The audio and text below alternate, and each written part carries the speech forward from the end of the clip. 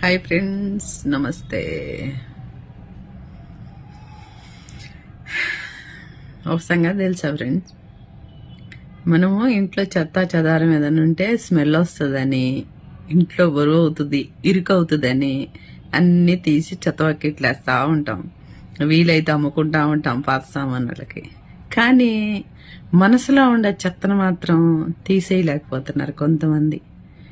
అస్సలు ఇంట్లో ఉండే చెత్తను కాదు తీసేయాల్సింది, మనసులో ఉండే చెత్తని.